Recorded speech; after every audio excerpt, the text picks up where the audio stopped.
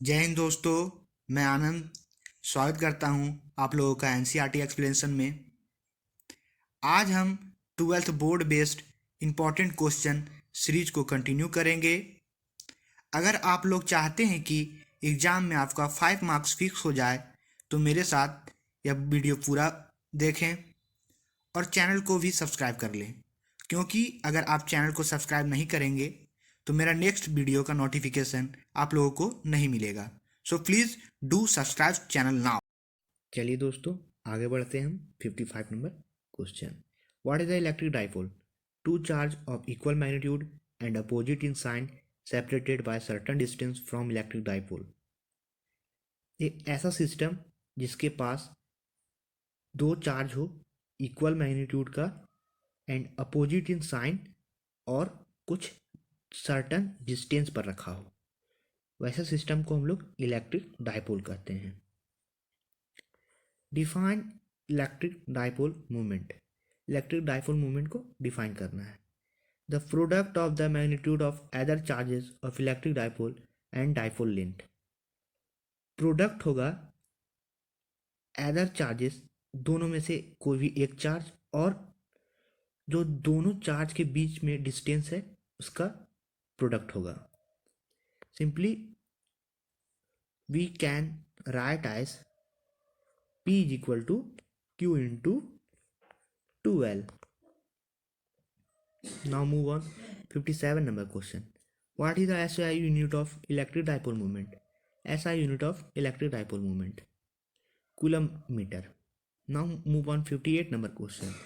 Is dipole moment a vector or a scalar quantity? Answer: it is a vector quantity. Now move on 59 number question. What is the direction of the electric dipole moment? Vector, from negative to positive charge. Now move on 60 number question. How are the electric field intensity of a short dipole on axial and equatorial line relate to each other? जब हम लोग dipole को electric field में रखते हैं तो दो position बनता है, फर्स्ट पोजीशन एक्सियल और सेकेंड इक्वेटोरियल। तो ये दोनों का रिलेशन है, ई एक्सियल इज इक्वल टू होता है 2 into equatorial. Now move on 61 number question. What is the net force on electric dipole placed in a uniform electric field?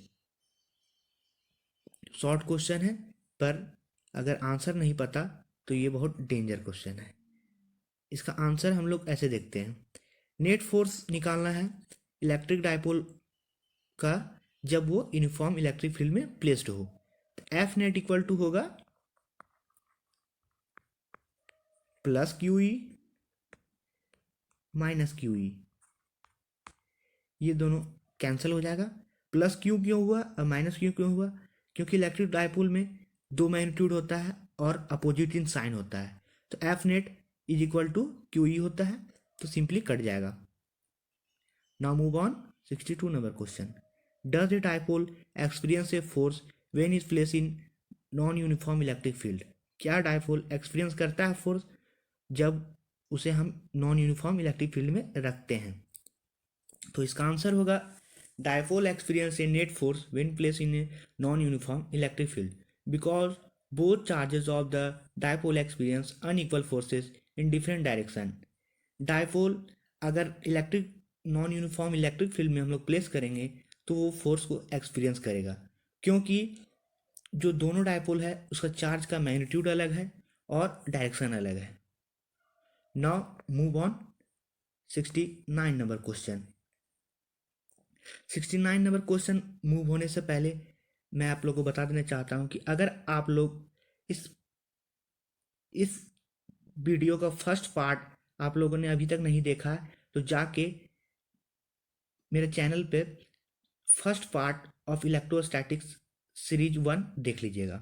Now move on 69 number question. Right relation between electric flux and electric intensity. Electric flux through a surface. अब यहाँ पे flux पे आ गए हैं हम लोग. अब flux के बारे में डिफिनेशन, इसका फॉर्मूला सारा पढ़ेंगे. Electric flux through a surface E dot D S, where D S is the area vector. Electric flux उसे कहते हैं जो जितना नंबर ऑफ लाइंस एक स्मॉल एरिया से निकलता है उसे हम लोग इलेक्ट्रिक फ्लक्स कहते हैं। Now move on 70 number question, what is the electric flux, right it's SI unit. Electric flux के बारे में बताना है और उसका एसआई यूनिट बताना है। Electric flux link with the surface is defined as the total number of electric field line passing through that surface. SI unit is electric flux newton metre per coulomb. Electric flux हम लोग उसे कहेंगे जो total number of electric field line pass हो रहा है a small area vector, उसे हम लोग इलेक्ट्रिक फ्लक्स कहेंगे। ऐसा यूनिट क्या होगा इलेक्ट्रिक फ्लक्स का, Newton metre per coulomb. Simply now move on 71 number question, state Gauss theorem law in electrostatics.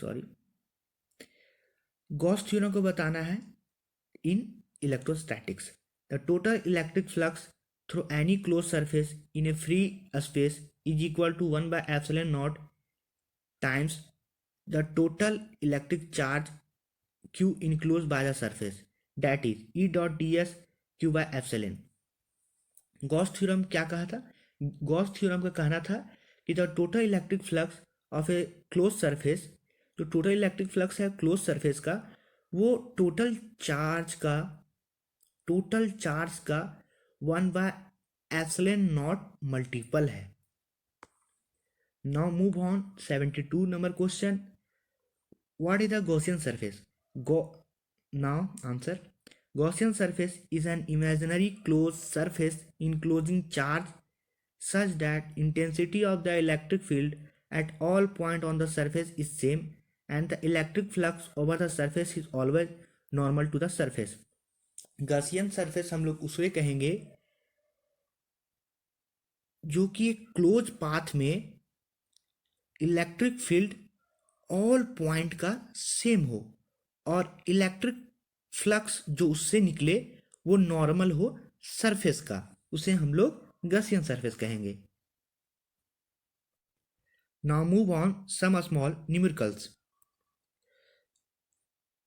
Two charges of magnitude -2q plus q are located at the point a, 0 and 4a, 0 respectively. What is the electric flux due to these charges through a sphere of radius 3a with its center at the origin? यहाँ पर हम लोग को दिया गया है दो charge का मैग्नीट्यूड -q एंड +q और दोनों चार्ज का कोऑर्डिनेट, उसका पोजीशन बता रहा है a, 0 4a, 0 और हमें इलेक्ट्रिक फ्लक्स निकालने के लिए बोला है with the help of a sphere जिसका रेडियस है 3a और जिसका सेंटर है ओरिजिन पे। तो सिंपली इसे हम कैसे निकालेंगे, टोटल चार्ज सबसे पहले इनक्लोज स्फीयर का निकालेंगे। टोटल चार्ज क्या होगा, टोटल चार्ज होगा स्फीयर का -2q। -2q क्यों होगा, क्योंकि जब हम लोग क्वेश्चन यहाँ पे डिस्टेंस देखें फ्रॉम ओरिजिन तो हमें दो कोऑर्डिनेट दिया गया है, दोनों कोऑर्डिनेट एक ए पे है, एक 4a पे है। तो जब और हम लोग को एक स्फीयर दिया गया है जिसका रेडियस 3a है, तो जनरल सी बात है, और स्फीयर का सेंटर कहाँ है, स्फीयर का सेंटर ओरिजिन पे है, तो जनरल सी बात है इन लोग दोनों के बीच में डिस्टेंस होगा 3a का। तो जब 3a का डिस्टेंस है तो ये टोटल कवर कितना कर रहा है, 3a डिस्टेंस को कवर कर रहा है। जब 3a डिस्टेंस को कवर कर रहा है तो ये 4a तक पहुंच ही नहीं पा रहा है, तो 4a का चार्ज को कहाँ से कंटेन करेगा, ये तो सिर्फ -2q को चार्ज को कंटेन कर सकता है। इसीलिए यहाँ पर total charge of the sphere -2q होगा। अब total charge of A sphere हमें मिल गया है तो हम इलेक्ट्रिक फ्लक्स निकाल सकते हैं, क्योंकि इलेक्ट्रिक फ्लक्स इक्वल टू होता है phi equal to total charge by epsilon naught. We can simply calculate. Now move on 83 number question. 83 number question में क्या दिया गया है पढ़ के देखते हैं। Two charge of equal magnitudes -3q plus 2q are located at a distance respectively.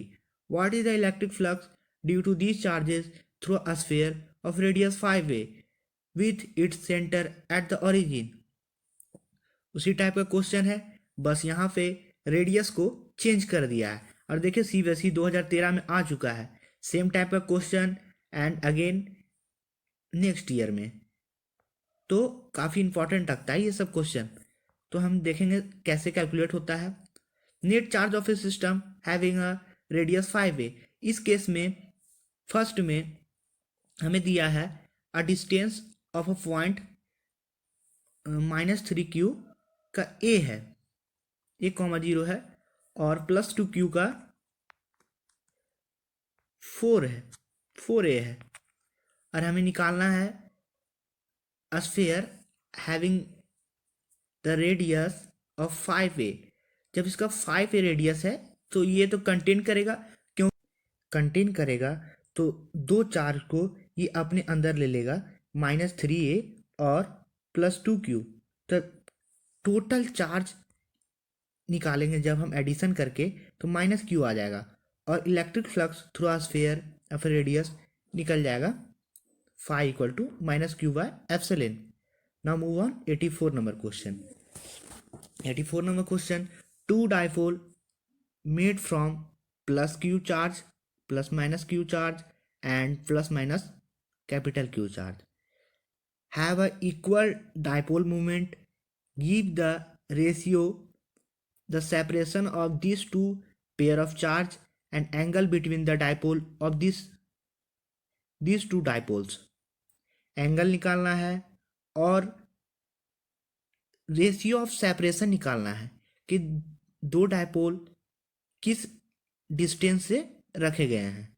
तो सिंपली दोनों डायपोल मोमेंट इक्वल है, तो डायपोल मोमेंट इक्वल है तो Q इंटू ए लिख सकते हैं। ए डिस्टेंस है ऑफ रिस्पेक्टिव डायपोल का, एंड ए डैश डिस्प्लेसमेंट है ऑफ प्लस क्यू डायपोल का। तो डायपोल मूवमेंट इक्वल है तो डिस्टेंस यहाँ पर निकल जाएगा, और एंगल इन लोगों के बीच में होगा 0। लास्ट क्वेश्चन है दोस्तों, what is the electric flux through a cube of side 1 centimetre which enclose a electric dipole. ये क्वेश्चन को आपको आंसर करना है कमेंट सेक्शन में। गुड बाय दोस्तों, फिर मिलेंगे जल्दी अगले वीडियो के साथ।